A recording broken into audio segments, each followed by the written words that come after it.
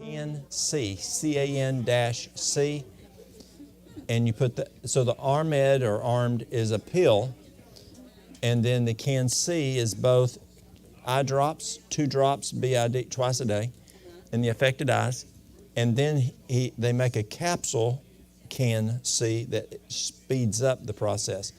But it's used for, but then the CAN-C by itself is used for glaucoma. It's used for cataracts. It's used for dogs. Veterinarians use it for dogs. It works. It reverses a cataract on a dog even faster than a human. Yeah. Now we have just puppies. There you go. Pardon? Wise choice medicine. Mm-hmm. Sure. I don't have an answer for that one. No, I don't have an answer for that one yet. Doesn't mean I ain't going to hear someday, but I ain't got it figured out yet. Yeah, okay, thank you. Okay, we ready? Okay, so there's questions on contact. So you can take your phone and you can go to this QR code and save it as a contact. It will have our phone number, our email, our website, our YouTube, our TikTok, our whatever else is out there. Won't this just send you to the mustard seed or no? It'll send you to the mustard seed also. It'll do a bunch of stuff. So if you want our phone number for the mustard seed, we've got like over 3,600 items that we use.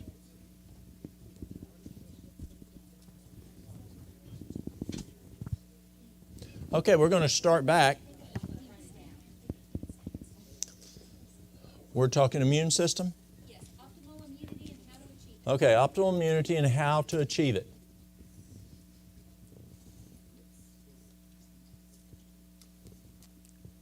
We're grabbing that QR code there real quick. It's loading. It's loading, okay. We can come back and get it. I'll put it back up at the end. Optimal immunity and how to achieve it. We're going to talk about what is the immune system and things not to do, things to do, and things to take. What is the immune system?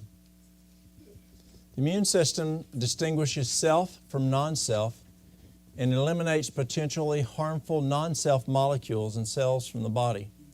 The immune system also has the capacity to recognize and destroy abnormal cells that derive from host tissues. Any molecule capable of being recognized by the immune system is considered an antigen. The skin, cornea, and mucosa of the respiratory and gastrointestinal tract form a physical barrier that is the body's first line of defense. Some of these barriers also have added immune functions. Things not to do. And again, we talked about the sandpaper. You want to figure out root cause. You can talk all day till you're blue in the face on what to do, but if you don't stop the cause, you're going to have to keep doing, and it may not even work itself. So you got to figure out what's the cause. I'll give an example. Heart disease, cancer, strokes, diabetes, and atherosclerosis, according to the United States Surgeon General. Dietary excess and imbalance causes much disease and death. Dietary excess and imbalance causes much disease and death. This is what causes those items before, according to the Surgeon General. Diet has a vital influence on health. 5 of the top 10 killers are directly related to diet. This includes, again, heart disease, cancer, stroke, diabetes, and atherosclerosis. I personally believe some of the other 5 also are caused by diet. It is clear that diet contributes in substantial ways to the development of these diseases. I'm still reading from the United States Surgeon General. And that modification of diet can contribute to the prevention and control.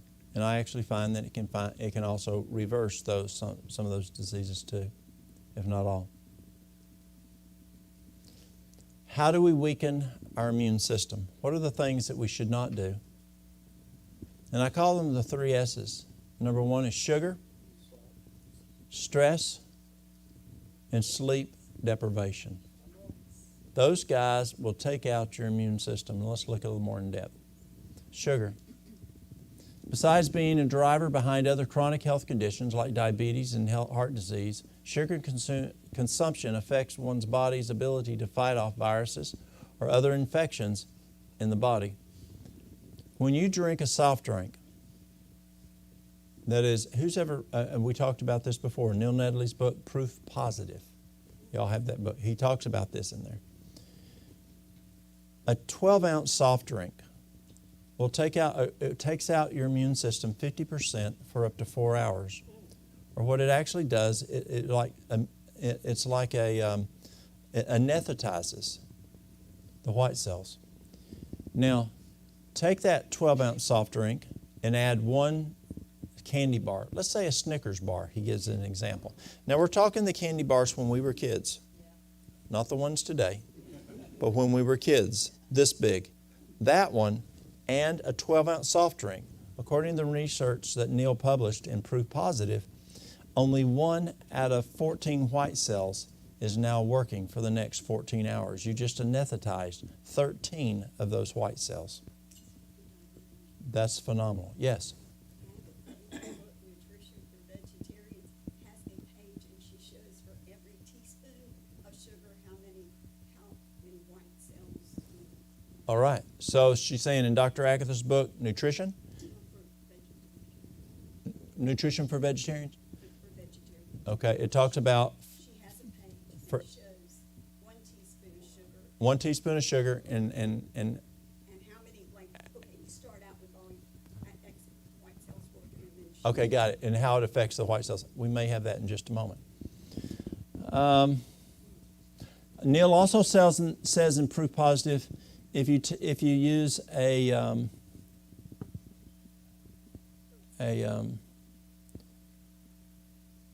what is it here?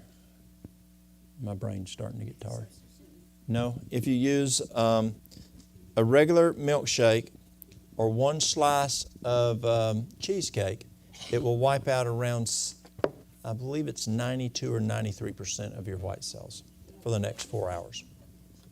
Just a regular milkshake. White blood cells, also known as killer cells, are highly affected by sugar consumption.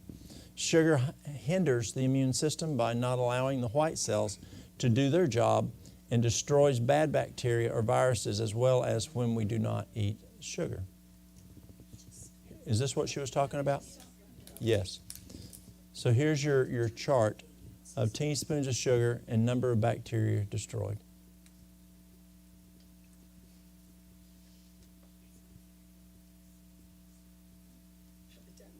That what your body can destroy. Sugar. The average American eats approximately 22 teaspoons of sugar per day, 150 pounds of sugar per year, and 79 pounds of high fructose corn syrup per year. High fructose corn syrup is in a lot of stuff, from ketchup to pickles to just bread, just all kinds of stuff has high fructose corn syrup.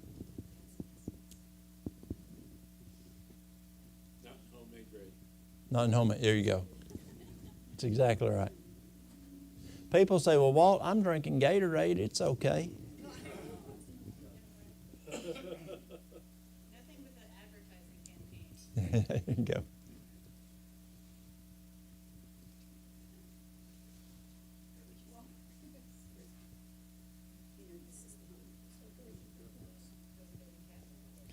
The next item is sleep deprivation.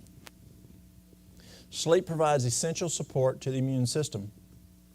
Getting sufficient hours of high-quality sleep enables a well-balanced immune defense that features strong innate and adaptive immunity and less severe allergic reactions. Lack of sleep can affect your immune system. Studies show that people, this is Mayo Clinic, studies show that people who do not get quality sleep or enough sleep are more likely to get sicker after being exposed to a virus, such as the common cold virus. Lack of sleep can also affect how fast you recover if you do get sick. Stress. That's the big one, y'all. Many of today's illnesses and diseases are triggered by chronic stress, which depresses the immune system and wreaks havoc on every organ system in the body. Stress causes craving for sugar. It can. Exactly how stress causes and contributes to a disease is a question of particular interest to researchers. There are two likely pathways. One is behavioral. People under stress sleep poorly and are less likely to exercise. They adopt poor eating habits. Smoke more. Don't comply with medical treatment. Stress also triggers a response by the body's endocrine system, which releases hormones that influence multiple other biological systems, including the immune system. Now, let's talk about this one. 1 minute of anger can suppress your immune system for 6 hours. And I don't think I mentioned this one last night, but I was teaching a class, I'm going to teach a class with Arvo Khanna. Arvo's a neurologist. And I asked him, I said, Arvo, Neil has this, and Arvo used to work with Neil. I said, Arvo has this in his book. It's either Proof Positive or The Depression on the Way Out. I think it's in Proof Positive. I said, so let's talk physiology in the brain, stress versus anger. Here, 1 minute of anger can suppress your immune system for 6 hours. Can 1 minute of stress do the same thing? Is it the same physiology going on in the brain? He says, yes, it is. So can I exchange anger for stress in this statement? He said, absolutely you can. So 1 minute of significant stress can suppress your immune system for 6 hours. What's going on when that 1 minute of anger happens? Well, you go into what's called fight or flight. When you have 1 minute of major stress, you go into fight or flight. So what happens when we go into fight or flight? We dump vitamin C, we dump vitamin E, we dump zinc, which are very important for our immune system. So we're just taking that stuff that we need. On the other side, when you're stressed, you dump B vitamins, you dump lithium, and you dump magnesium. Now, an interesting Russian comment. I was speaking up in Canada, in Winnipeg, and there was a lady there from Russia, and she was asking about stress. And I said, y'all have lithium springs over in Europe. Have you ever used them for stress? She says, it's interesting. During the Cold War, the Russian government strongly encouraged where she lived to go in these local lithium springs and bathe in them and drink the water for stress. Did you have that experience? Because I didn't live there. I guess I was younger than that. But we went to Prague. Mm-hmm. Now from Prague, there's a place called Karlovy Vary. We're going to get you on the microphone here.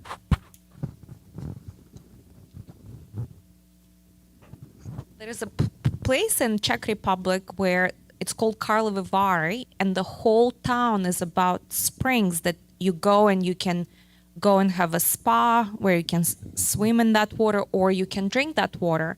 And that water is very, very healing. So every Russian knows about that. And before even communism, like during Tsar's Russia, people would travel to Czech Republic for healing. So I'm not sure if it's lithium springs, but they had different mineral composition at every spring. You would come and there's like a panel tells you like how much of what you would get. And it was really interesting. And there's like line of people with little, like you buy little glass cups and you come and yeah, it's an amazing place. Karlovy Vary. There's a place in North Carolina, it's called Hot Springs.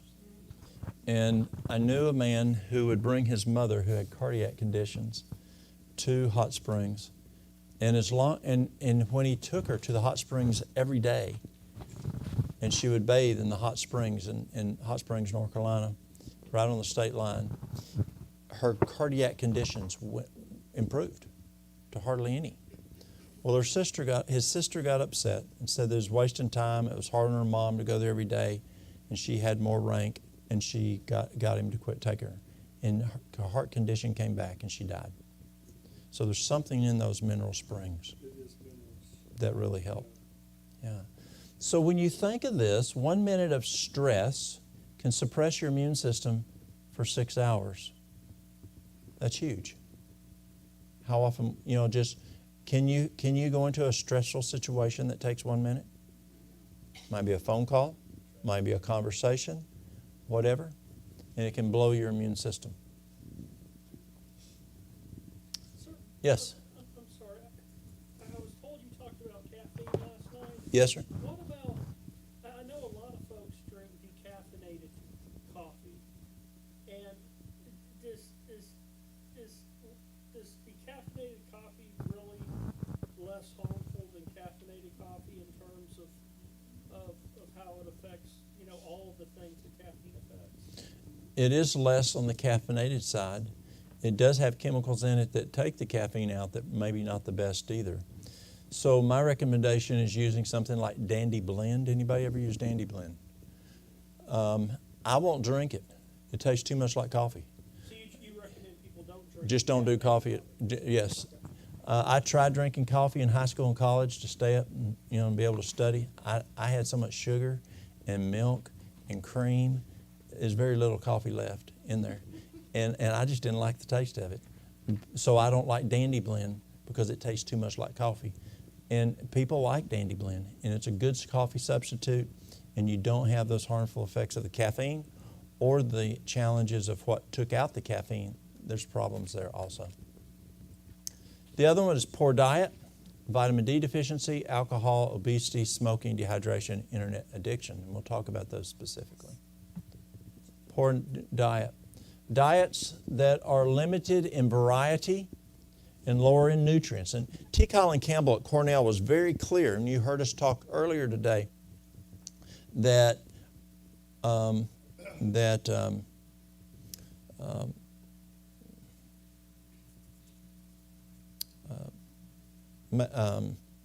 can't think of the name now. That's getting pretty bad. Harvard said that we need a diet of variety. We've got to have variety. So diets that are limited in variety and lower in nutrients, such as consisting primarily of ultra-processed foods, can negatively affect a healthy immune system. It is also believed that a Western diet high in refined sugar and red meat and low in fruits and vegetables can promote disturbances in healthy intestinal microorganisms, resulting in chronic inflammation of the gut, associated suppressed immunity. Now, we learned that what percentage of the immune system is derived by gut function? 75%. 75% of immunity is based on gut function. Vitamin D deficiency. Deficiency in vitamin D is associated with increased autoimmunity and an increased susceptibility to infection. So if you're having issues with autoimmune system, if you're having issues with infection, check your vitamin D. And again, it's not how much you take a day, it's not how much you spend outside in the sunshine. You've got to look at what is your blood level. And you want a blood level of vitamin D somewhere in that 80 to 100 is where we're seeing that max, or that optimum. Researchers show that vitamin D plays an important role in immune function, and a deficiency in it shows to increase one's susceptibility to infection. Vitamin D deficiencies can mean your immune system is more vulnerable. Low levels of vitamin D have been associated with frequent infections. In 2009, National Institute of Health warned that low vitamin D levels are associated with frequent colds and influenza. And the only way of knowing this is get a lab test. You get your vitamin D tested. Alcohol. Alcohol compromises the body's immune system and increases the risk of adverse health outcomes. What are ways that alcohol affects our immune system? Liver. It affects her sleep. Okay, affects sleep. It does. Absolutely. Okay, you make poor decisions. And that can cause problems with immunity. What else? Acidity, okay. What about sugar? Does alcohol have sugar in it? Yes. That's why AA, they have a lot of sugar stuff, people getting off alcohol. I knew somebody that went, and that's what they told me. Okay, Sugar and milk mixed up. that's exactly right. Yes, that's what ice cream does when it, yes. Alcohol can trigger inflammation in the gut and destroy microorganisms that live in the intestines and maintain immune system health. Obesity. Obesity, like other states of malnutrition. Now, wait a minute. How is obesity? They've been eating a whole lot of food. How is that malnutrition? The wrong food. They're eating calorie-dense food, not nutrition-dense food. When I sit down with a person that's 450 pounds or greater, usually we're dealing with soft drinks, pizza, hamburgers, hot dogs, chips, that type of food. Candy, yeah. That's pretty well what we're dealing with. Pardon? Oh, yes. Exactly. A lot of gluten, a lot of wheat. Yeah. Is known to impair the immune function, that being obesity, altering leukocyte counts as well as cell-mediated immune responses. Smoking. Can anybody guess where the hardest place I ever did stop smoking classes?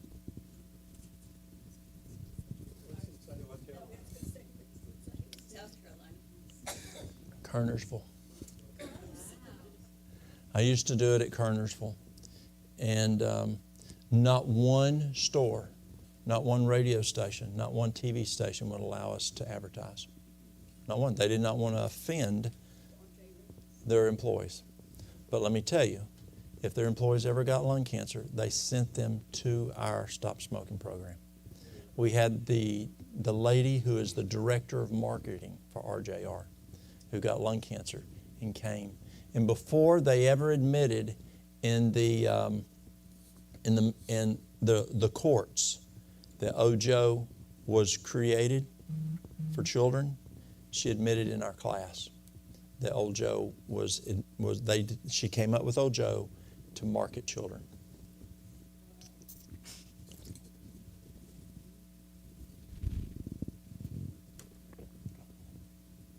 Smoking harms the immune system and can make the body less successful at fighting disease. Dehydration. These results suggest that dehydration resulted in immunosuppression, including decreased neutrophil function. Not just the issue of drinking a diuretic, not just an issue of drinking sugar, but just the issue of being what? Dehydrated. Yes. So how much water do we need? It depends on how much you weigh. If it's a 5-year-old, University of California at Davis tells us that we need a half a gallon of water to sit on the couch. Up to 128 pounds, and some of y'all are within that range. But that's to sit on the couch. If you're active, working in the garden, exercising, you need more than that. If you're over 128 pounds, it's body weight divided by 2 to sit on the couch. If you're more active, you need more than that. Pardon? What was it for less? From 5 years old to 128 pounds is a half a gallon to sit on the couch. Yes. Is it true that Correct. Yes. Is it true that when you're thirsty, you're dehydrated? Yeah. Now, we also know that if we drink more than 2 to 3 ounces of water at a given time, it goes into free flow. So if you drink 8 ounces of water right down, then you're going to absorb 2 to 3 ounces. You're going to free flow 5 to 6 ounces. And so you can't count the full 8 ounces. Now, we did a study in school of where the class, there was almost 40 of us in the class. And so we were doing labs, and all kinds of labs. And we would test ourselves 4 times a day, 7 days a week. The first week, 100% of the class was dehydrated. The second week, the professor told us to take what I just mentioned. 75% of the class was still dehydrated. The third week, he told us about this guy who was Einstein's friend. And he was another physicist. And what he found was if you take a sip of water,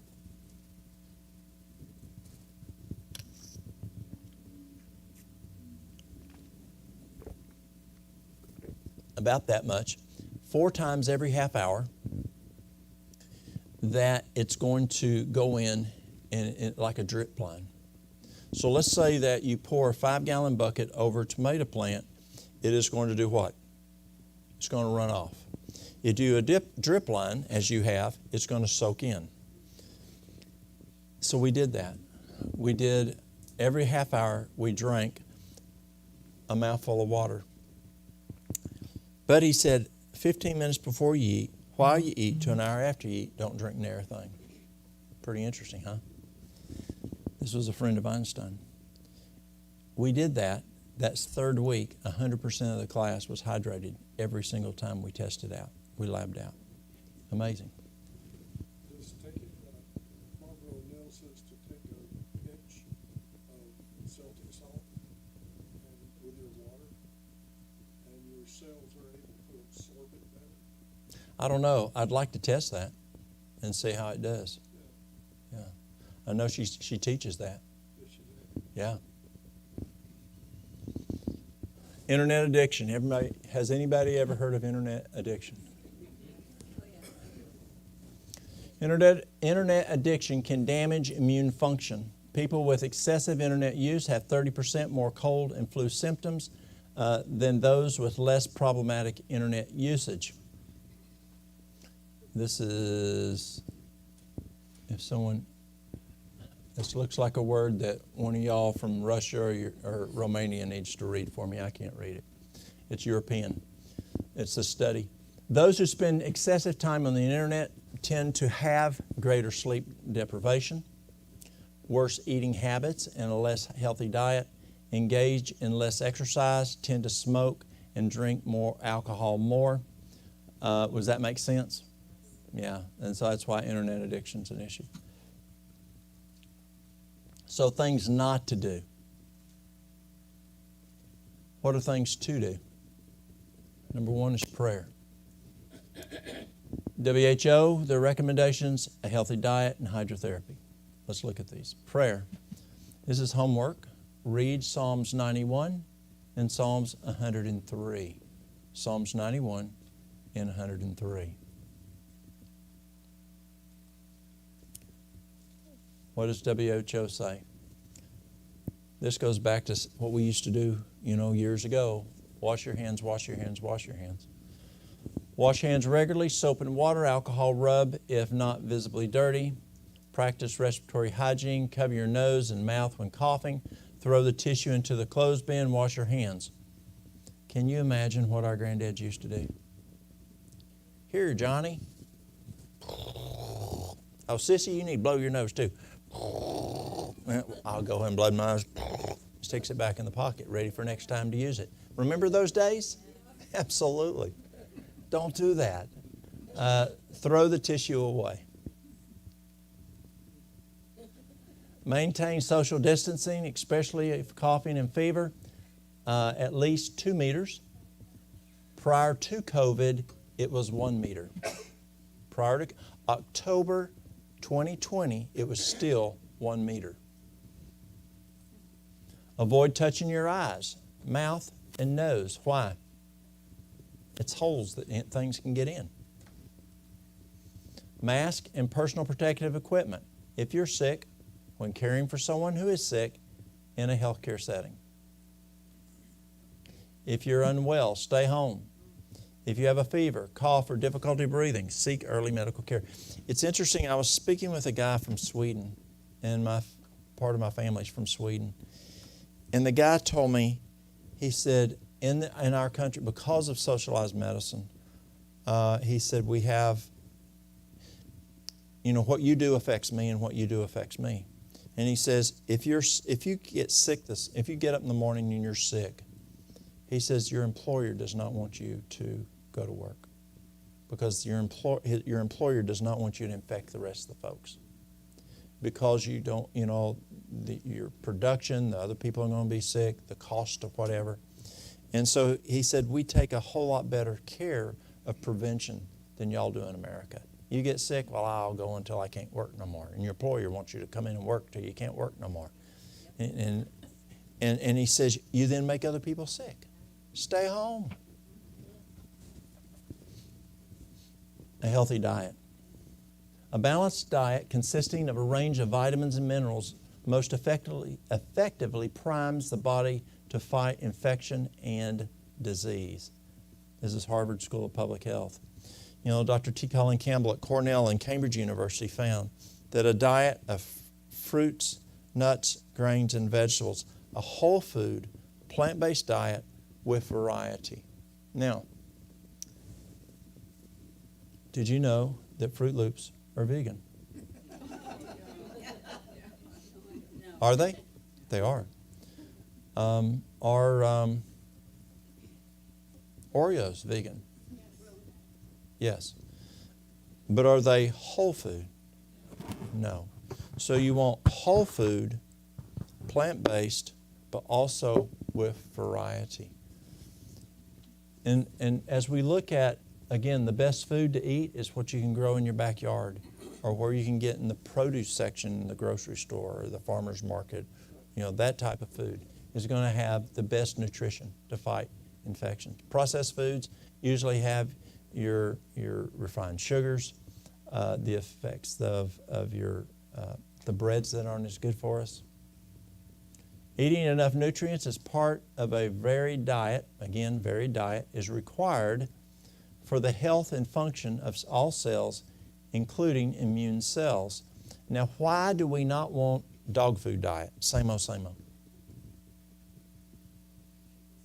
Why do you not eat the same thing all the time?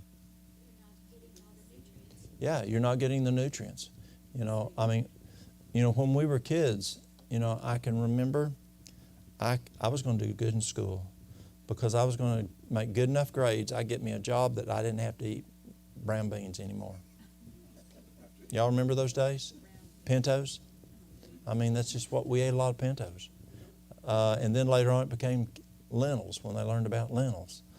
At Academy, we ate lentils every meal. Every meal they figured out some way or another to stick lentils down us.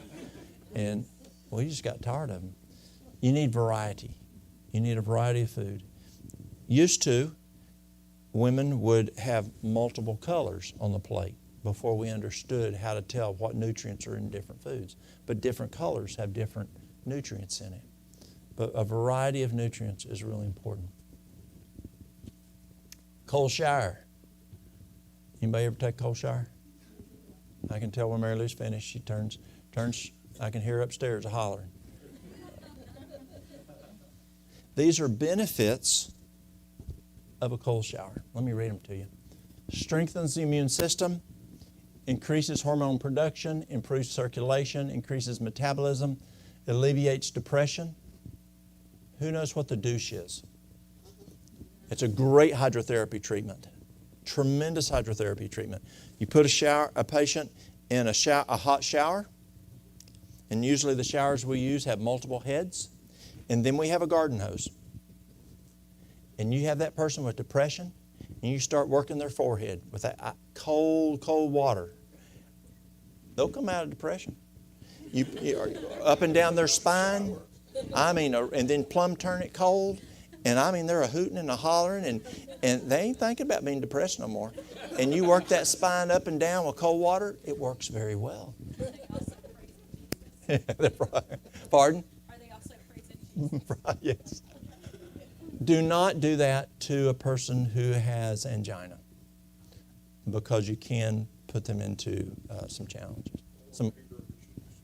What's that? Or anger issues, yes. Let's see here. Improves circulation. There we go. It's a good detox, improves male fertility, speeds up healing, prevents post-workout injuries, decreases chronic pain, reduces body aches, improves your hair health, improves kidney function, reduce swelling and edema, heal and tone skin, regulate your autonomic nervous system, regulate uric acid levels in your body, and improves sleep. Probably not right. Well, actually, yes. Who's ever heard of a wet sheet pack? A wet sheet pack. Yes, it's a great tool for a person who can't sleep. I had a guy come in one time. It's when I was still working at the center. And this guy had gone days without sleeping. I mean, he got there. He was so crazy. He was throwing chairs. He was throwing lamps. And I told the male therapist, I said, guys, take him down there, do a cold sheet pack. And that's where and who is it lives in Milledgeville? Someone here earlier lived in Milledgeville. Y'all know Milledgeville? Yeah, we called it Crazy Town. Broughton? Broughton. No, wait a minute, Milledgeville. No, that's Georgia. That's right, Milledgeville is in Georgia. Broughton is in Morganton, yes. So Morganton is y'all's, Milledgeville is down in Georgia. Both same towns. Both have insane asylums. And they called them insane asylums back when they started, psych hospitals. And what they will use on a patient that's uncontrollable at both places is they'll use wet sheet packs. And that's what they'll do to calm that patient down. Yes? This is a good point. What I was going to ask you, as far as cold, you were talking about sleep. As far as temperature and sleep, I was wondering if just dropping the temperature, the AC temperature down helps, as opposed to something like this. Because, I've seen people are talking about expensive beds, Yes. that cool because it's where your body is. So is it more so that your brain is getting cool or your body? Or both? Because like if you're sleeping and your head's cold but your body's warm. Yes. You look at the old timers. What did they put on their head at night? A nightcap. Yeah, you do better if you put that cap on their brain also too. So let me come back to that. A wet sheet pack is very similar to what we do with a salvage cover. We'll take a sheet long ways, and we'll take the two ends, come and put it in the middle, come in again, come into the middle, then fold over. Y'all getting that? And then roll it up. And you put it in the ice water. And then you have the person, you put on the bed, you can put like a shower curtain or something. And then you then can have as least of clothing on as possible. As least clothing as possible. And then you roll it out, have them jump in it as quick as possible.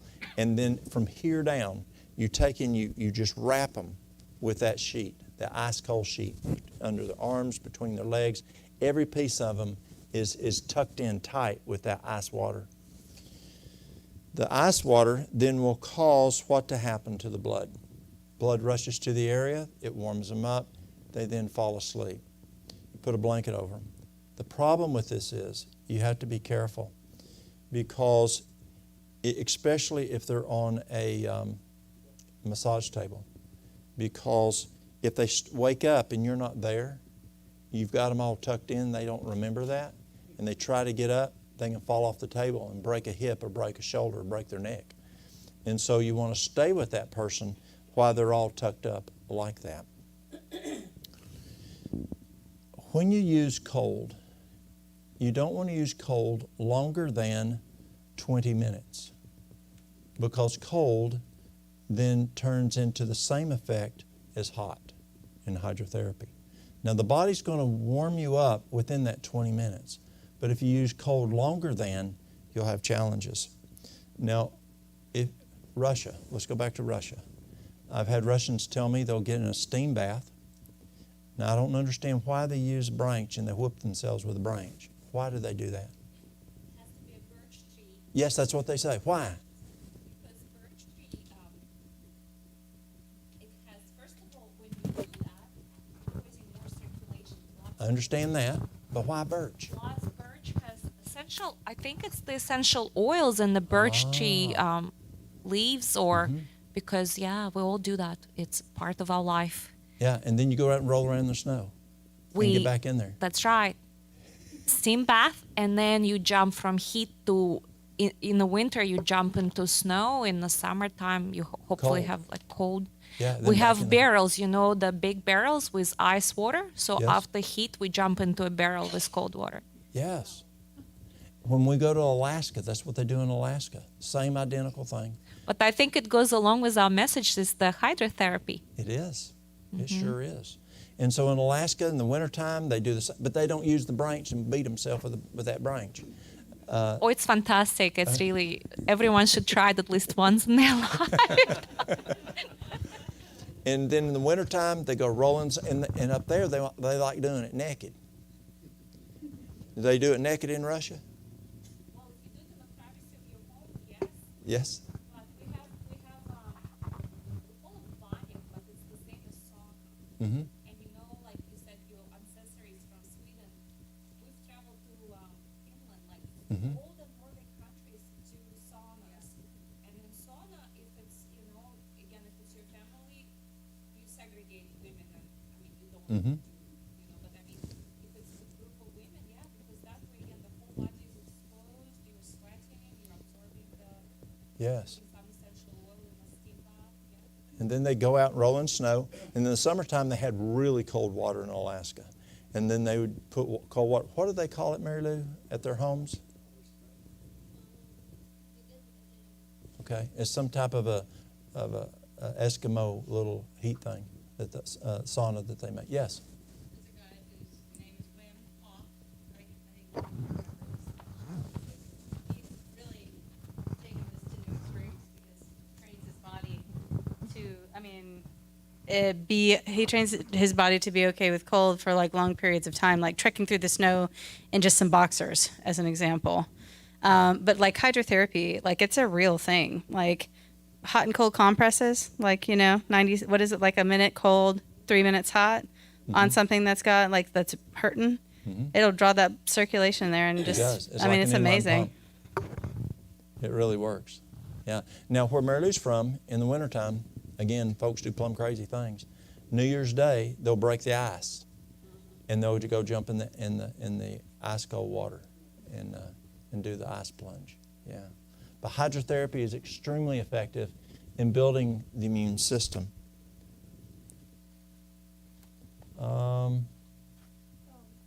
Yes. But in my experience, for somebody who doesn't want to have a shower, still a little bit of contrast helps.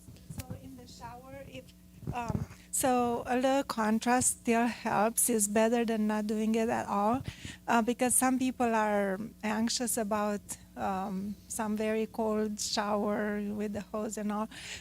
So if you get in the shower and get really nicely warm for about 3 minutes, and then turn it to a little bit colder to whatever you feel comfortable, but you still feel the contrast.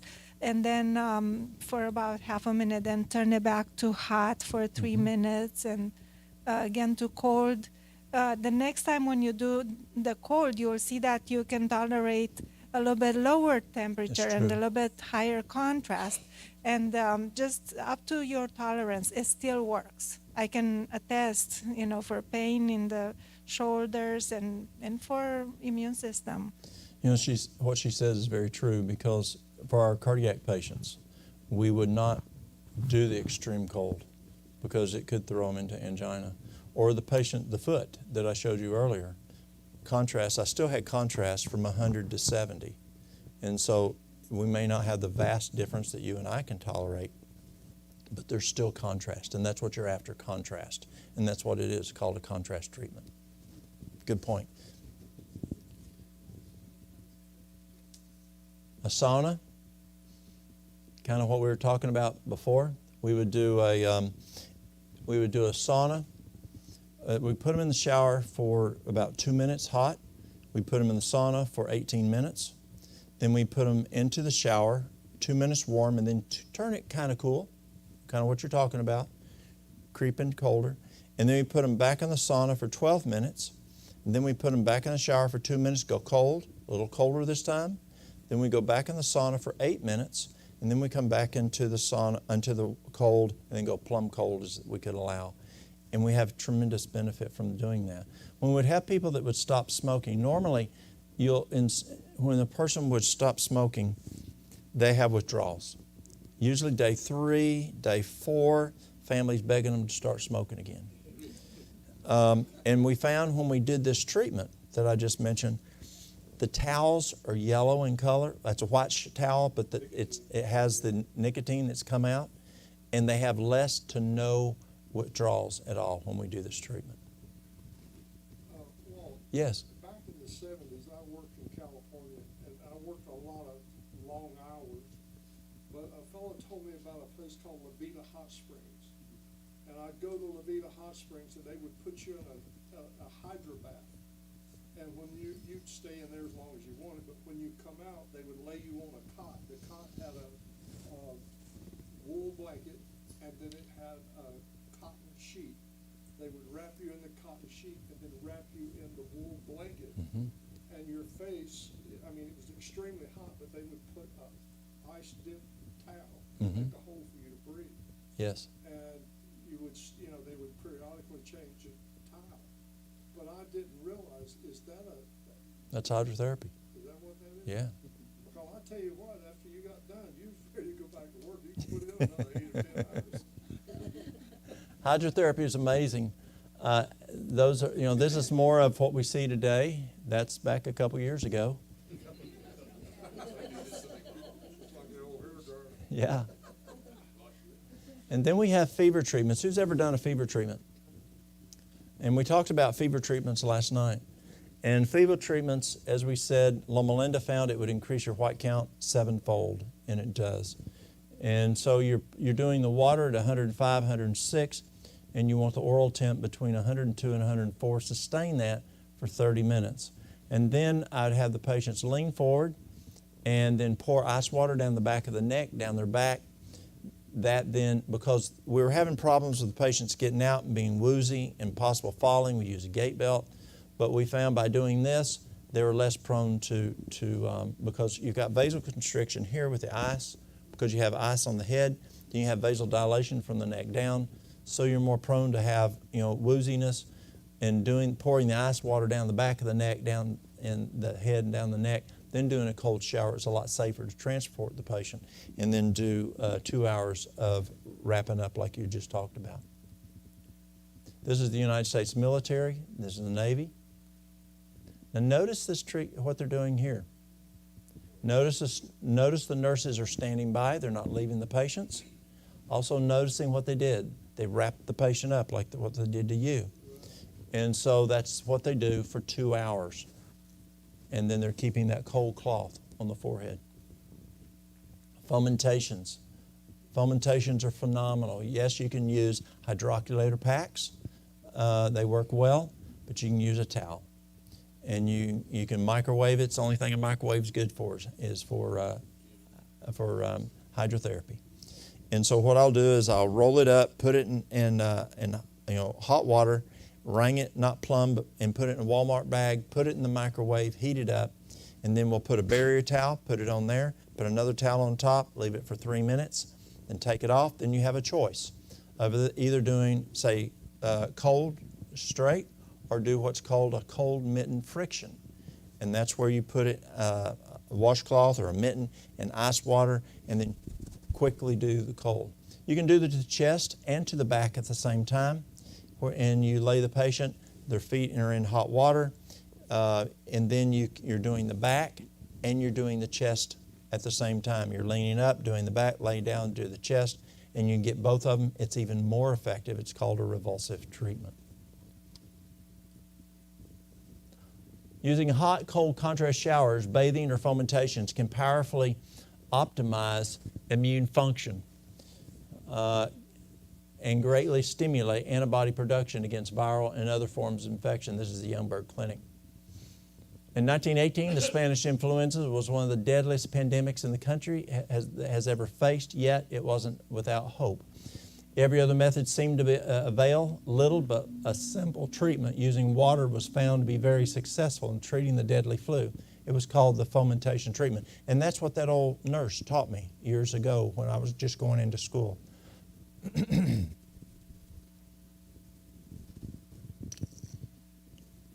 He was in the United States Army, and that's what they started using on the men.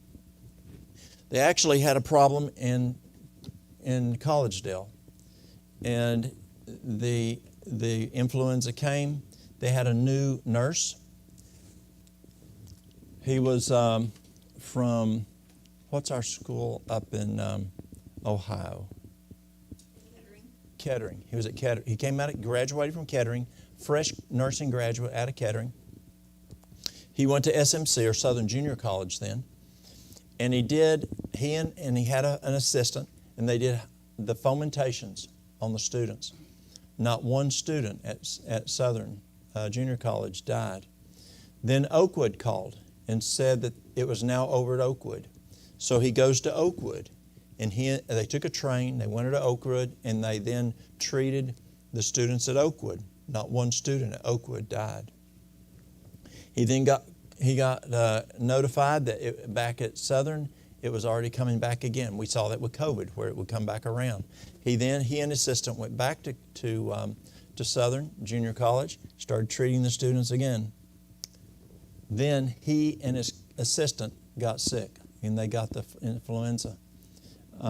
He lived, his assistant did not. Why they didn't do it on them, I don't know. But he ended up living. He felt so bad that his assistant, he was sick and he couldn't treat his assistant.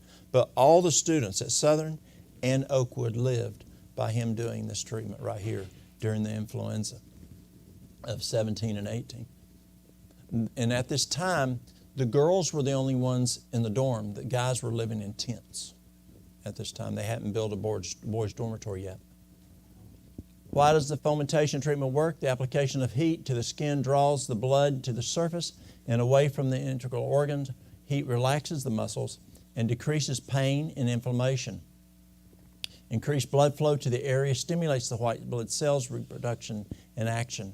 The sweating caused by the heat increases the body's ability to eliminate body waste and toxins in the system. The treatment calms and soothes the nerves. So these are things that you can do. Things to do. Are there, and we'll close at this, and then we'll go on to our next one. But are there some? Yes, ma'am. I was just thinking about the person that died. Even though they used hydrotherapy, they were probably overworked. So hydrotherapy on its own is not sufficient to heal everything. We have to apply all the You got to do other all of laws them. of That's health, true. including rest and That's true. enough. The problem was this guy, they didn't do hydrotherapy on him, and that was the Well, they problem. didn't. Why didn't someone learn and do it to also help him? Were they afraid, scared, whatever? I don't know. But she's exactly right. Don't plan on just one thing. We've got to use a lot of different things together. So, yes.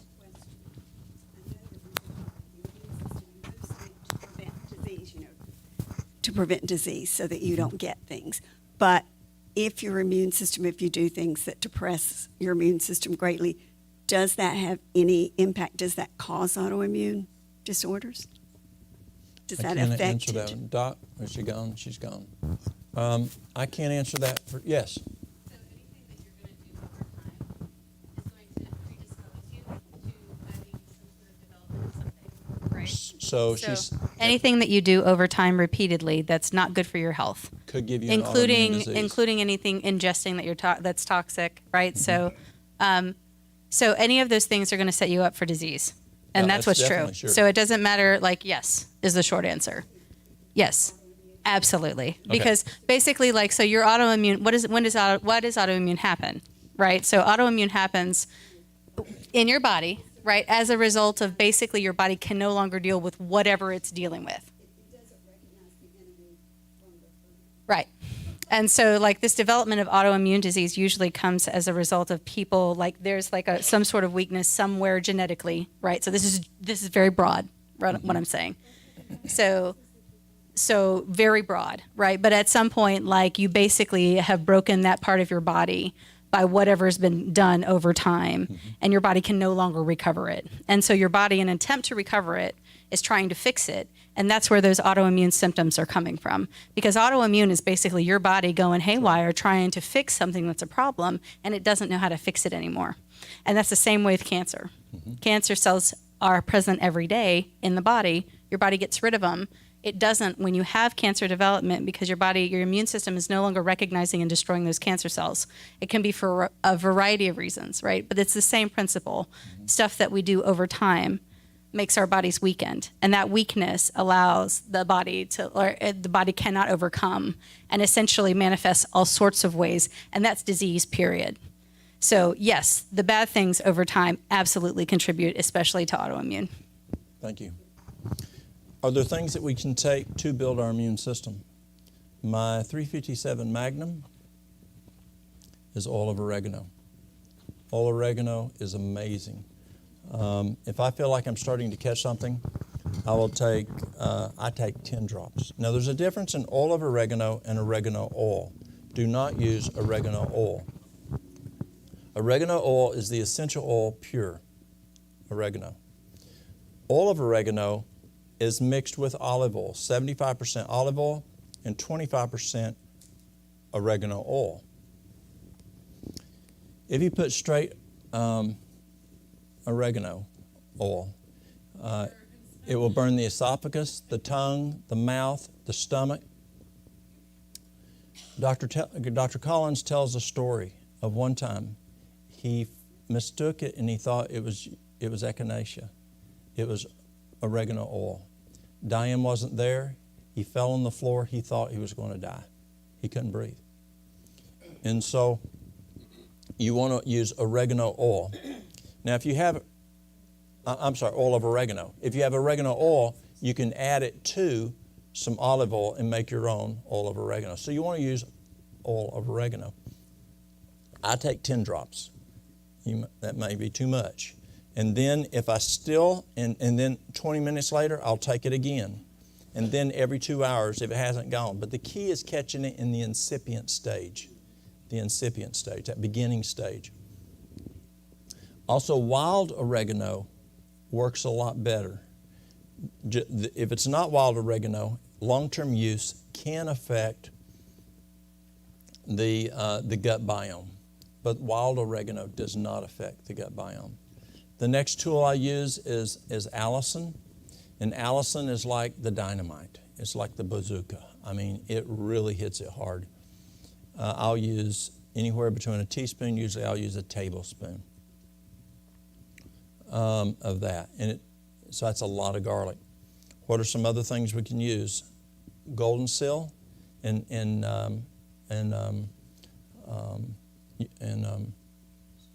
echinacea. Thank you, Marilyn. Golden seal and echinacea are amazing. They work very, very well. A friend of mine, Dr. Phil Collins, Dr. Sharps, I'm sorry, not Phil, Dr.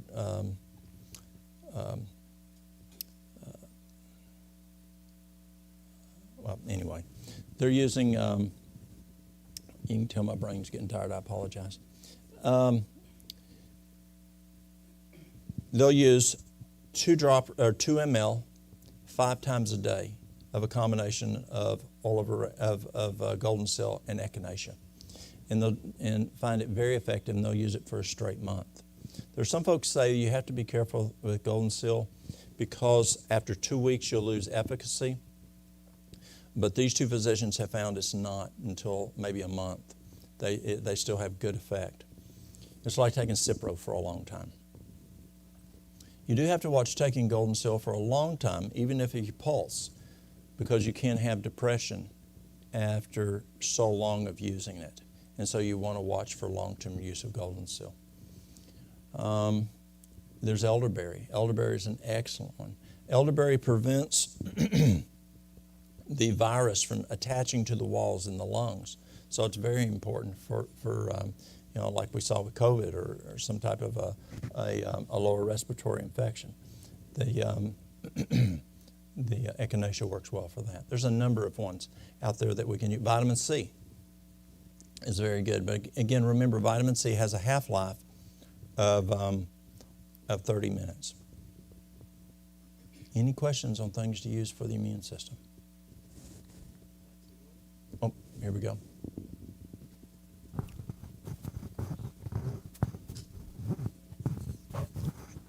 I was just wondering about black seed oil. Your thoughts on that one?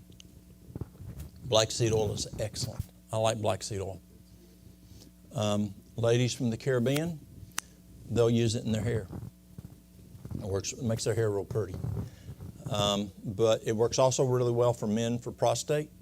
I'll use black seed oil and Padiarco for prostate, but it's also good for whether we're dealing with cancer or we're dealing with any issues in the immune system. Black seed oil is a good choice. And the oregano oil I buy the North American. That's the one I use. The North American is a really good one.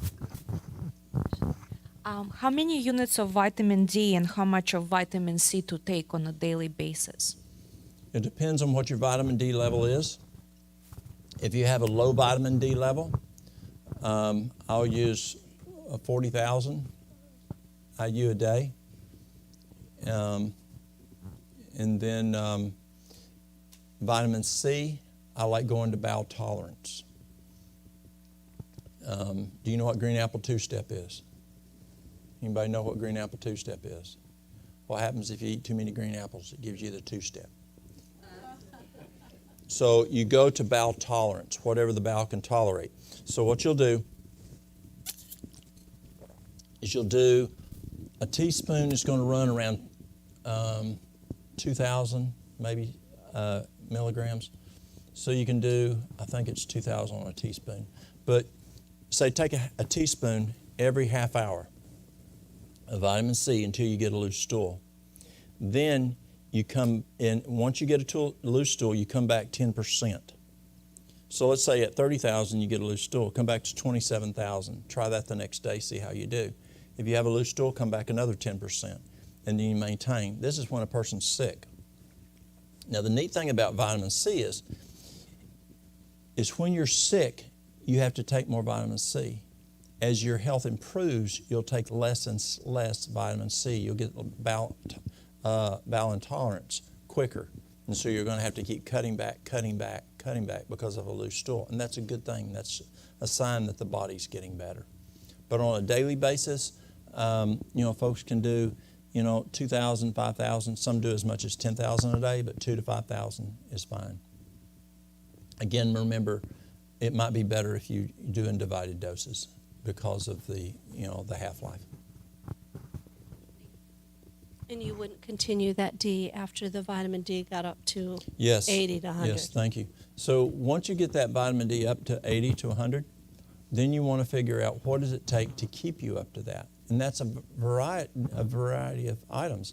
It could be how much sunshine you get. When you're out in the sunshine, it could be are you taking K? Are you taking magnesium? What's your magnesium level? So there's various things that can affect the vitamin D, and so you just have to test to see what it takes to keep you at a good level.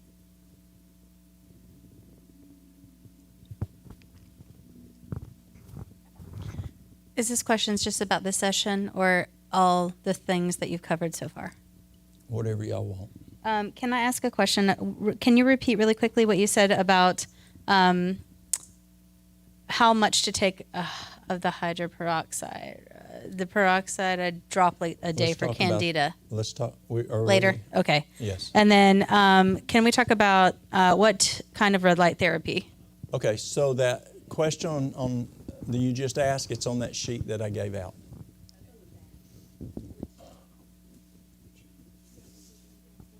Does that answer the question? Okay. What was your on red light therapy? What was that? specific for red light therapy? Yes. You want red light therapy. There's different. There's near infrared, mid infrared, and far infrared, and there's different benefits. But far infrared, we see a huge benefit in far infrared.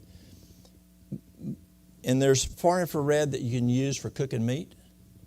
So if you use that for your sauna, you'd boil the blood. So, and obviously they're not going to do that. But you've got to know what the frequency is. And medical frequency is somewhere around 7 to 12. There are some red light saunas, far infrared saunas out there that are just feel good, warm, that just feel good. It needs to be medicinal grade. I use one called Relax Sauna. It's a good brand, and but it's approved by the FDA. Mm-hmm.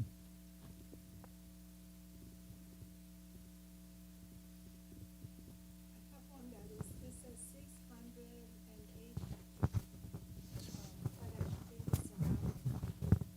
So I have one that it's supposed to LED? be, yes, it's So- supposed to be FDA approved. So LED will improve vascular flow, but the ceramic has better microcirculation, and so it works even better. It's not that the LED won't work, you just get a better medicinal approach with the ceramic. And I have another question. Mm-hmm. You mentioned that that you checked for dehydration. How did you do that? Was it the tenting, No, skin we- tenting, or something else? We check conductivity. We took a conductivity meter and we checked conductivity. That was a urinalysis. There was a urinalysis that then used a conductivity meter. I got two questions. Yes. If you want to answer both or maybe pick one. One was going back to sleep when you said something about 2 a.m. We came across something where they were talking about historically people would refer to in the night hours, and it was relating to biphasic sleep, having a first sleep and a second sleep. So if you want to speak to that. The other was, do you have anything? I noticed you covered gums. What about teeth? Like, I've heard of people having different minerals that can kind of repair the teeth, and then repair the enamel or the actual tooth. Yes. I don't know on those phases. I can't answer that on what you spoke there specifically on to that. But I know that things like horsetail has great mineralization that helps with teeth. Silica, yes. Silica is the other. And horsetail, I think, has a lot of silica in it. Yes. I'm sorry. Let me grab this one. We'll come back there. Do you have any suggestions for floaters in the eye? Yes. I think I missed what you mentioned about the cataracts. Yes, I used to have floaters, and I used a product called CAN-C, C-A-N-C. It's N-acetyl-L-carnosine, and what happens is Dr. Bablache found that the sewer system in the eye can clog up, and that's why we're more prone to for pressure in the eye to go up, and also for floaters. And the CAN-C cleans the sewer system out the same way as lemon juice and honey. Lemon juice and honey will do the same thing, but the CAN-C doesn't sting like the lemon juice. CAN-C. It's 2 drops twice a day to the affected eye, and it got rid of my floaters. Right now, it's on back order. They're not September, October. CAN-C. Yes. Yeah. I think it's going to be October. We do have a little left, but honey, you do like lemon juice in the morning, honey at night, and that also will open up the sewer system. And the Asians have known that for many years and done that for that. Yes? In the eye?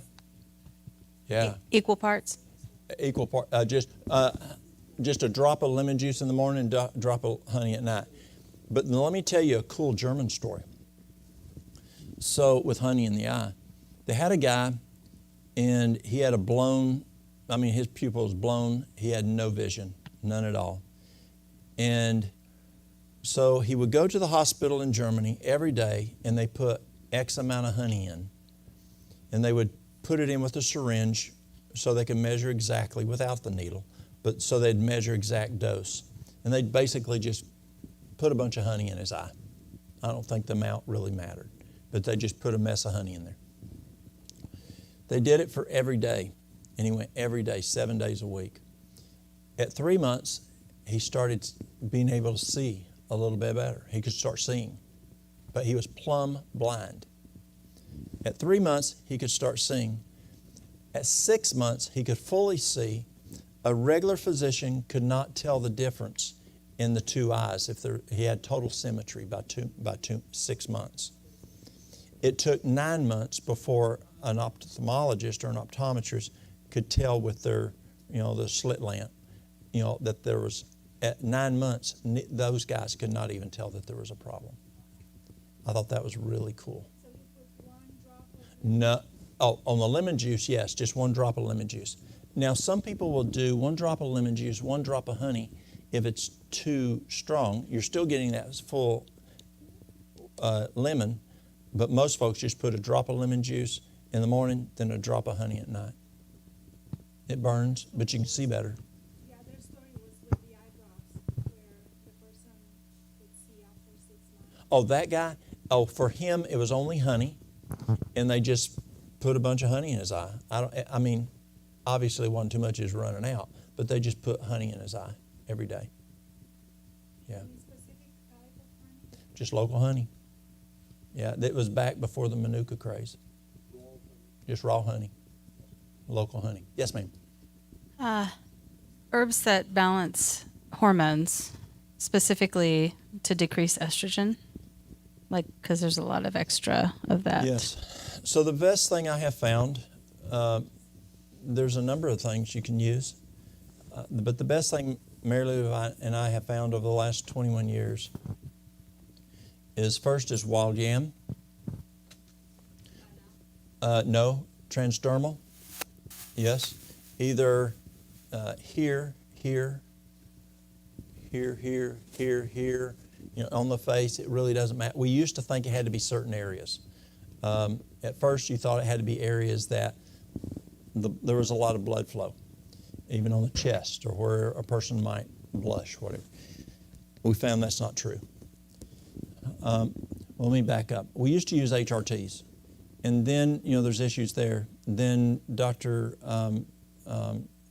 Tolan, she taught me to use twice cooked soy milk. And twice cooked, you cook soy milk, and then you again put it, and this time you put it in a double boiler the second time, and 1 cup of that is equal to 1 Premarin. Premarin, the amount of estrogen on average. But it still didn't do the job. Then you had Dr. Lee in California. He was using progesterone cream, but it still didn't do the best job. Then Cynthia Johnston, and you've heard of Anna's Wild Yam Cream, Dr. Anna in Australia. Those ladies found that if you use wild yam, it stabilized progesterone. When you stabilize progesterone, you stabilize estrogen and you stabilize testosterone. And we get our best results doing that. If the woman is still mincing, when she starts, we stop for 7 days and then start again. If she has multiple cycles a month, we continue through the 2nd or 3rd cycle. I had a girl come in last year. She was having 3 cycles a month for over 10 years. Poor girl. So through the second 2, she continued the wild yam. If a lady is not mincing, then you just use it all the time. But we've added to that because blown adrenals affect hormones. And we found that nettle tea works very well. This lady came in one day, and she dresses like a cowgirl. And she and her husband own this huge dude ranch. When he comes in with spurs, and he's cowboy. And she comes in cowgirl. And She says, I need some more nettle. And I said, I think I'm out. She says, you better not be. And so I was out in the jars, so I looked underneath, and we were plumb out. I said, we're plumb out. She says, you better get it back in, or Cott County's going to make national news again. I said, why? She says, as many women as you and Mary Lou got that on for hormones, we will make national news if you don't get that back in. So it significantly can help with the hormones. The other that we use is flaxseed. 2 to 3 tablespoons. 2 to 3 tablespoons twice a day. Grind, eat within 15 minutes. And that has phytoestrogen. And I know there's people who are concerned about phytoestrogens, but we're learning that phytoestrogens are good to fight the bad estrogens that we get from cleaners and plastics and that kind of thing. Also, what can also be beneficial is red raspberry leaf. Can be beneficial. Another one is if the wild yam cream is not really doing its job, which mostly it does, but we can add some chasteberry or chase tree or what? Pardon? Vitex or chase tree. Chasteberry? Yeah, chase tree. Yeah, but Vitex is what folks usually call it. Vitex, say 2 mLs a day of the Vitex, and that works well. It's an herb. And that's the herbs that we're using. But again, for female hormones, nutrition is huge. It's very huge. We'll have gals that come in that can't get pregnant. And if we'll juice them, do raw, they get pregnant. Also, noni works real good too to help to get pregnant. But I find a female needs to have adequate nutrition. Very, very important. It's important for males too, but especially for females. The other one is she needs sleep for her hormones. If she doesn't have good sleep, she's going to have problems. Stress affects her hormones a lot. And you've got to minimize that stress. I heard that, I don't know if you've read the book, The China Study. Yes. And they said that a lot of times that mucus is the number one cause of a lot of our issues, especially with women with reproductive. They can't get pregnant because of that. And like you said, once they start juicing and flushing out, then they can get pregnant. I had a question. Can comfrey powder, I know that the bone is the only exposed, the teeth are the only exposed teeth bones that we have. Can comfrey powder possibly close up cavities if you have that? I know it's good for the bone, but I don't know if it will close up the cavities or not. I have had folks claim that they got rid of their cavities from putting 1 drop of clove in water and drinking that every day. You got to be careful. Clove is hot. But they claim that worked well for it. Got rid of clove oil, EO, essential oil. You have to be careful with essential oils. Essential oils need to be pure. They need to be 100%, 100%. Here's an example. I saw some helichrysum one time, and it was for a real good price. And I happened to be at a trade show, and I asked the company vice president, I said, how can you do helichrysum at that price? He says, well, we just do really well with our whatever. And he just gave me this corporate talk. I said, no. What percentage of this is what percentage is helichrysum? He goes, oh, it's 100% helichrysum in there. Okay, there's got to be something else. You got to dig deeper. And I said, okay, what percentage of this in this bottle is helichrysum? He said 10%. I said, you just said it was 100% helichrysum. Yes, it is. It's 100% helichrysum in there. So you got to make sure that it's 100%, 100%. You know what I'm saying? And that it is pure. There's a lot of companies out there that buy essential oils just out on the market in barrels, and then it's not something that they go and they test and they know where it comes from. It's also where it comes from important. Lavender, Europe. It's the best from Europe, not from here in America. If you want to have the best kudzu in the world, where do you go? Right here. The Southeast United States has the best quality kudzu nutritionally in the world. Better than China, better than Japan, who brought it to us. It grows a foot a day in the summertime. It has the most potency right here. You also want a company that gets the essential oil, the plant, the essential oil from the plant material from where in the world it grows the best. You also want it to be extracted when it is the highest nutrition, like we talked about hay. You know, when it has, like vine ripe. And so you want a good quality company. Yes. Yeah, each and every one of us here are affected by microplastics. How are we going to detox our system of that? Is there a herb or is From the estrogen effect, the phytoestrogens help with that. The phytoestrogens from the estrogen effect. The first thing is try to stay away from them. But then doing things like red clover, which is a phytoestrogen. Mrs. White said that we should drink red clover every day, and that will get rid of those estrogens, those bad estrogens, which are from those plastics. And then there's things like the flaxseed that also is a phytoestrogen. Soy is a phytoestrogen. Now, the thing with soy is you want to make sure that it's organic, because it can be a GMO. It can be sprayed with Roundup. And so you want it pure organic soy. And you don't want a whole mess of it, but some is good. Yes, ma'am. You said something a while back that your cholesterol was 288, and that was high. Yes. Wasn't it hasn't been that long ago that 300 was normal? Yes, I had someone come in the other day, and the lady told me that her husband's cardiologist said that he did not want her husband's cholesterol above 50. I said, wait a minute. Tell me that again. She said he did not want it above 50. I said, HDL, LDL, total cholesterol, not above 50. I don't think that's probably the best way to go. I think we're somewhere in the middle there. We have to have cholesterol for brain function, for hormone production. Well, your brain is made of cholesterol. Yeah.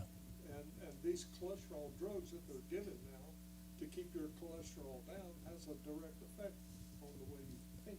Yes, it does. And NASA found that out.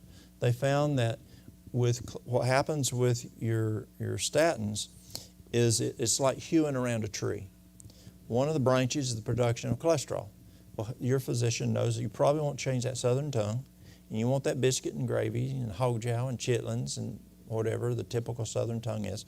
And so it causes your body not to produce the cholesterol. And so now you're living off shrimp cholesterol, pig cholesterol. But the problem that you get with that as a side effect is it shuts down the production of coenzyme Q10. So even if you're on red yeast rice, which is a natural statin, you still have to take red yeast rice because it's a statin. Where bergamot, you don't. But so a statin shuts down your cholesterol, your coenzyme Q10, and that's important for cell wall stability, oxygenation, many things. But then there's another branch that NASA. Here's what got NASA's attention. Their astronauts started having short-term memory loss. Is that a good thing? You worked in aerospace? No. You don't want a pilot having short-term memory loss, especially out in space. And so they said this has got to stop. So a statin shuts down your production of a chemical that helps with short-term memory. And so you start having short-term memory loss. So you don't want to do that. So I have a severe allergy to poison ivy. And so because of that, it includes not only poison ivy, it includes mangoes, cashews, pistachios they all have the urushiol in them as well. And so if I get exposed to them, I essentially break out in poison ivy on my lips, inside my mouth, all through my digestive tract if I ingest mango or cashews. Can jewel weed be taken internally to treat that, and do you think it would help? Topically, definitely. Well, topically, possibly, because I've never tested it, because it's not from the oil of the ivy or poison ivy or the poison oak or the sumac. So it could. I don't know of jewelweed. Anybody know of jewelweed taken internally? I've never heard of it being taken internally. I don't know. I've never heard of that before. Anybody else heard that before? That would happen? That's amazing.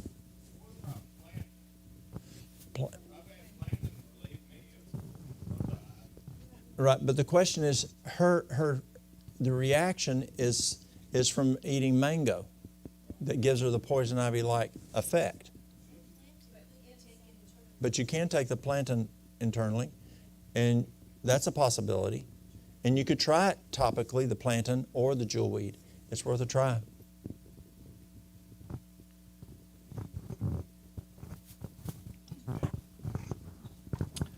What do you use kudzu for?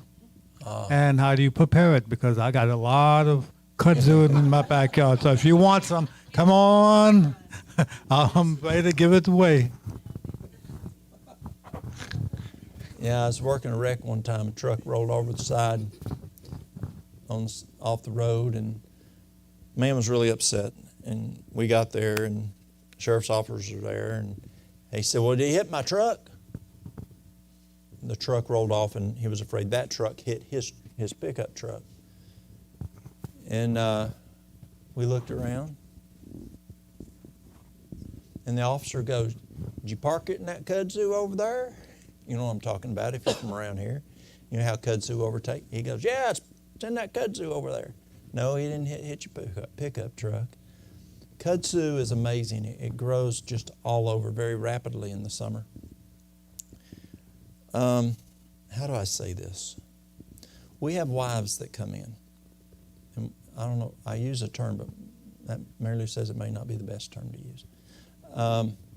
But wives will come in, and they will buy kudzu capsules. It's the root that's been dried and powdered. And they'll buy those capsules. And then they'll pour out the multivitamins and pour in the kudzu. Then they give it to their husband, say, "Here, honey, here's your multivitamins." I say that's conniving, but anyway, whatever it is. But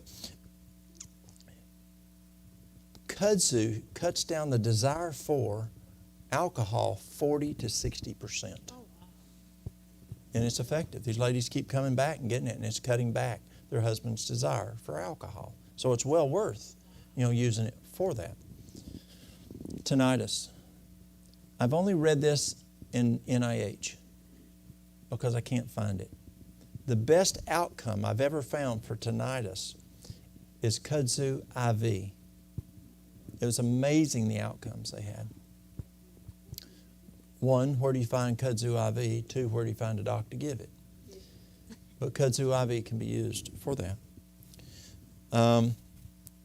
Kudzu can be used for weight loss. It can be used for food. You can, both. I have a friend who's a missionary in China, and he said the women there out in rural China, they'll take a pot in the morning, put water in it, bring it to a boil, throw in a chicken, and throw in kudzu root, kind of like where people boil bones, to get nutrients out of the bones.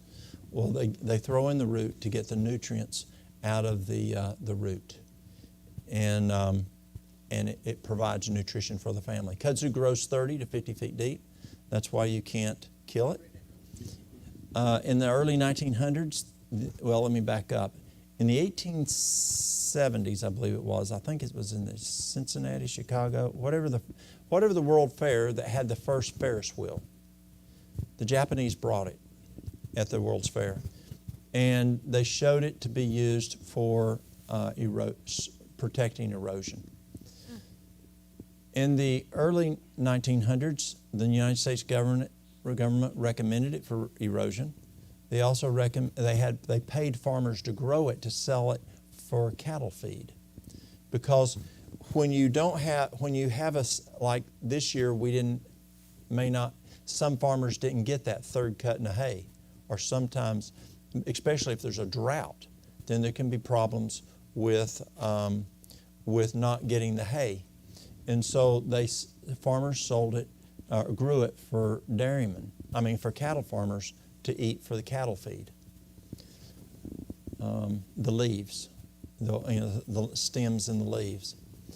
You can take the most distal foot, that's what grew yesterday, and you can take the leaves off of that, and Mary Lou's made kudzu lasagna from it. You can cook it like spinach. It's very nutritious. It does not taste like kudzu lasagna. Spinach lasagna. It's not as good, but it's got more of it's a legume. It's got more of a gritty taste to it, but it is very nutritious. Physicians in China, if they cannot figure out what is wrong with you, and then they've tried everything, they will take kudzu root, they will dry it, pulverize it, and make a gruel. And you eat one bowl of that gruel every meal for 30 days. And they claim they can get rid of all kinds of things, from gonorrhea to tuberculosis to just all kinds of problems that they weren't able to get rid of through either medications or normal herbs. The last thing that they try is kudzu gruel.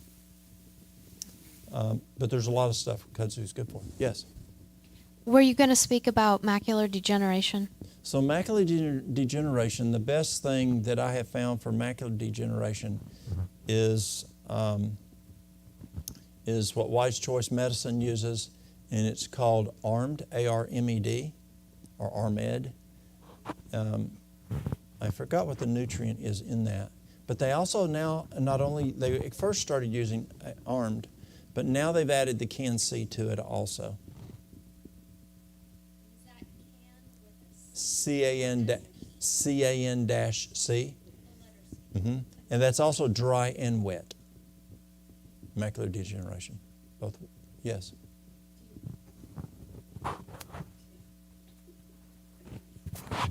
What do you recommend for long COVID?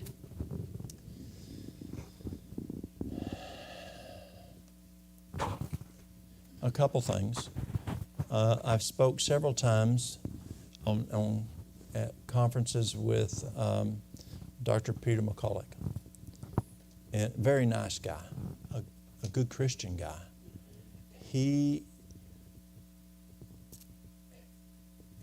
gave a talk at one of our talks called The Great Controversy of Medicine. Yeah, he's a really cool guy. He's very interested in that book. He's very interested in prophecy.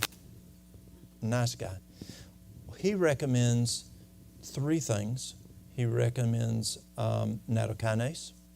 He recommends quercetin and NAC. Those are 3 big things he recommends.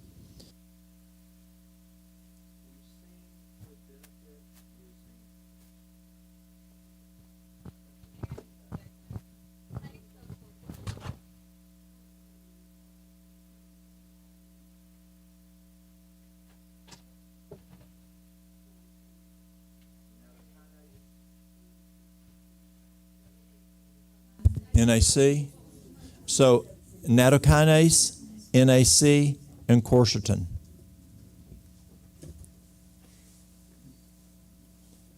Now, we've also found that far infrared has been very beneficial, especially in side effects of the vaccine. Another one that's been found to be beneficial for long COVID and vaccine is the melatonin at 180 milligrams HS, hour of sleep. 180.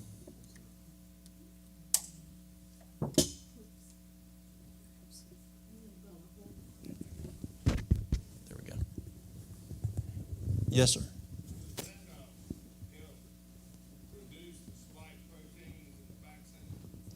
Well, thank you for saying that. Dr. McCullough also has a new product. I wish Mary Lou was still in here. She does our buying. We've got 3,600 items, and she does most every one of those that she buys them. And so She remembers names better than I do because of that. But Dr. McCulloch has a new item that's for the spike protein. It's something spike, and we'll ask her when she comes back in.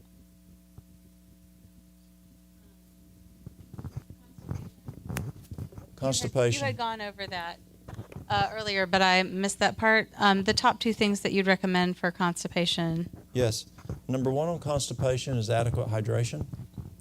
Because when we're dehydrated, the hypothalamus says, where's some more? And we actually can absorb more than what the colon is supposed to absorb liquid. But it can overabsorb when we're dehydrated. Number two is fiber. Now, when I graduated from school, they told us we needed 25 grams of fiber. Now you're reading as much as 50 and 60 grams of fiber is the recommendation out there. I don't know.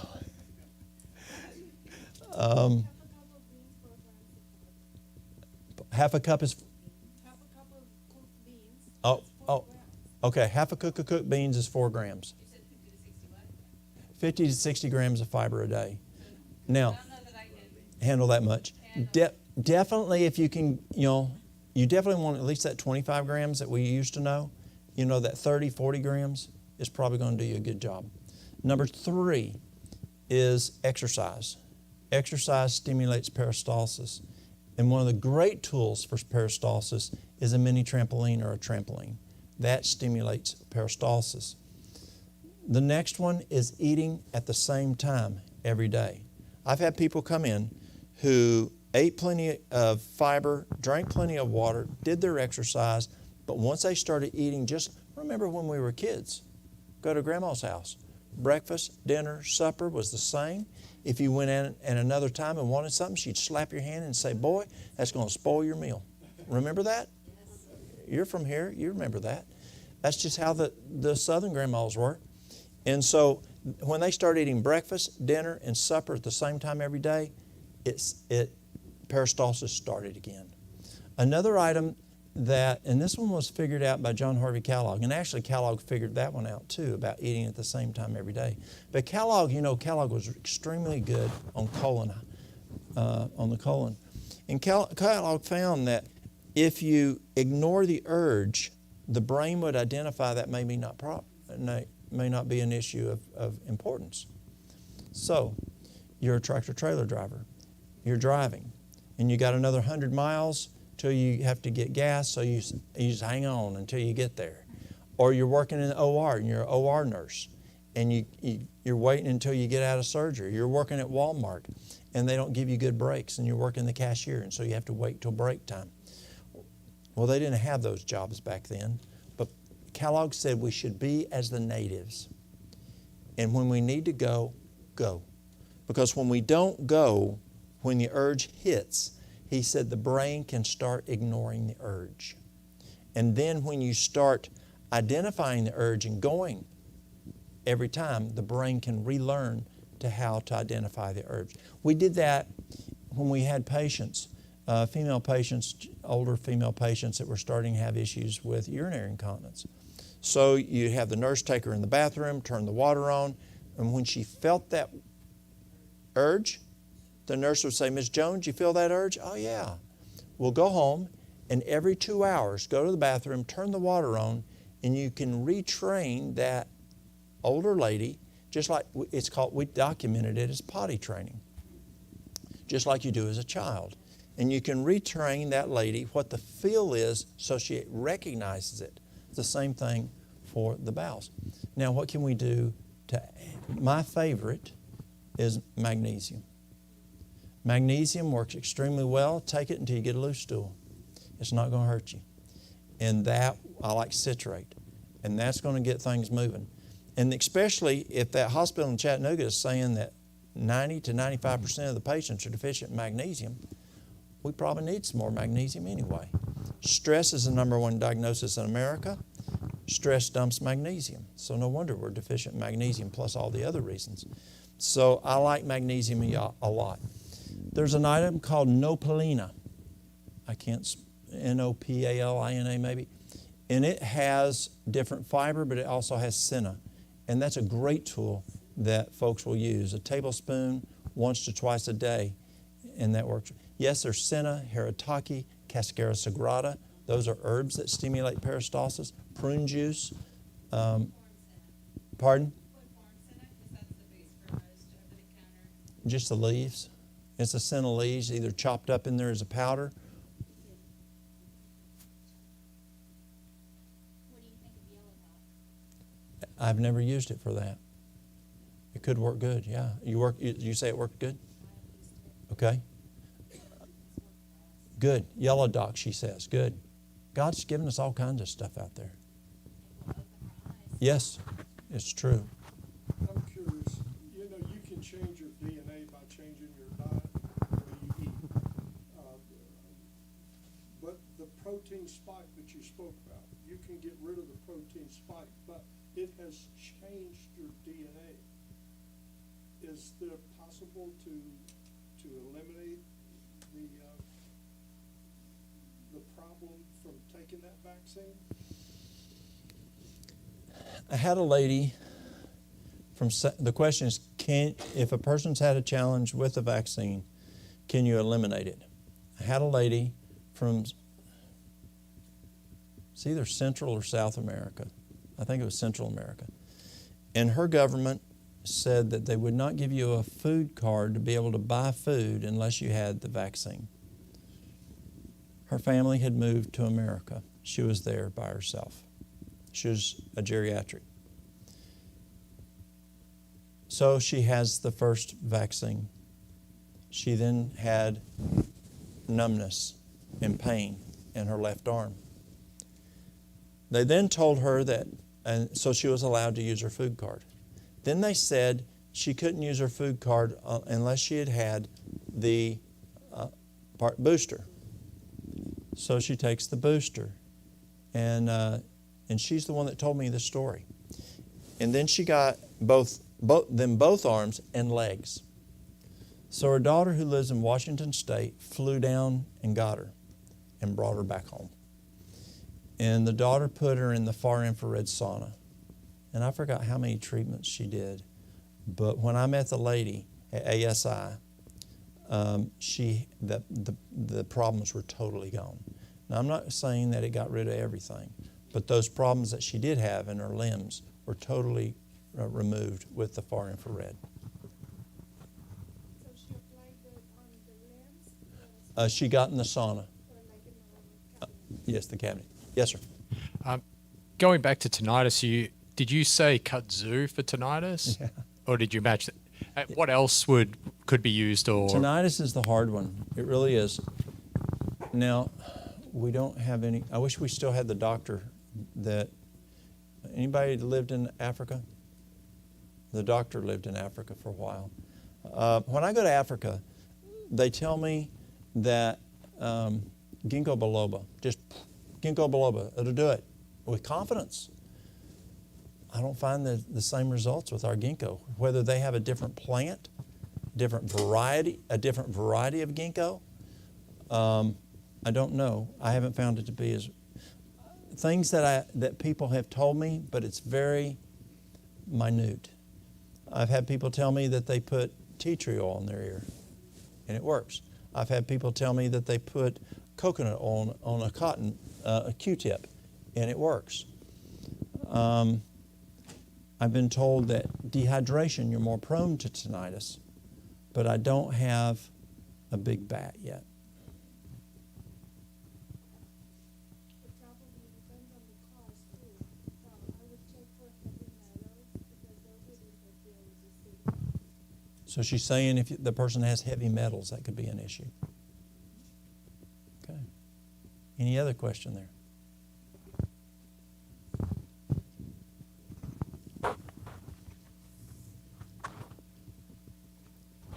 So why is it best to eat the flaxseed within 15 minutes? It oxidizes. When we first started grinding it, we would put it in the freezer, put it in the refrigerator. I first learned it from a pharmacist here in North Carolina that it oxidizes very rapidly and you need to eat it within 15 minutes. Then Neil Nedley started teaching, you've got to eat it in 15 minutes because it oxidizes so fast. Okay. And one more question. So when you take the if you take the insulin from the garlic, is that going to give you really bad garlic breath? And do you have a remedy for the garlic Yes, breath? the Allison doesn't really give the garlic breath. Now, I'll do a tablespoon. It's got a little bit, but if you do normal, just a teaspoon, it doesn't give a problem. Yes, and if you take the capsules, it definitely doesn't. But I like the liquid better because it's more cost effective.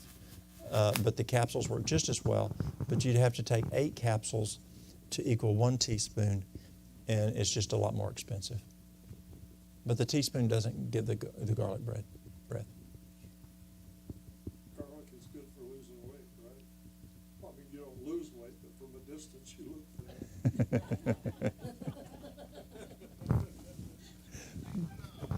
Tennessee passed a law where displaying what's in their foods more so where they couldn't put the mRNA stuff or like Gates is doing or or maybe nanobites or stuff in the food like that's probably happening with our processed foods and drinks and colas with other vendors. But I saw where Tennessee had some legislation where it couldn't be done, and the labels on the ingredients are much more profound. I think this ought to be a precedent for a national law and the FDA to get this stuff in the same order as the fine state that you live in. Yes, I know Nashville was concerned with that, and our legislature did address that issue, is my understanding. Yeah. So I have a question. It's 6:18. So we're supposed to stop at 6. Well, I think we're going to call it for tonight. Yes. I think I can see you're getting tired. You got a long way to go yet. Yeah. All right. Was there one last? Do you have one last question? No, I was just sharing my All right. But we would like to thank Walt and Mary Lou for coming out You're welcome. this weekend. It's been a real blessing. It's been so informative. We've loved having you. We've loved hosting you. I'll speak with Walt about getting you back. Yeah, we'll see you in like a month. Unfortunately, he's booked out already for a year, but we'll work on that. But maybe we can have a prayer to close everything out this evening. All right, if bow our heads. Dear Father in heaven, we thank you so much for being with us today and teaching us all these things. You have so much in nature that you have ready for us to heal us and to make us so we think clearly and we're healthy. So thank you, and thank you for the knowledge that we have gotten today. And please bless all the trips home, and thank you again for all you do for us. In Jesus' name, amen.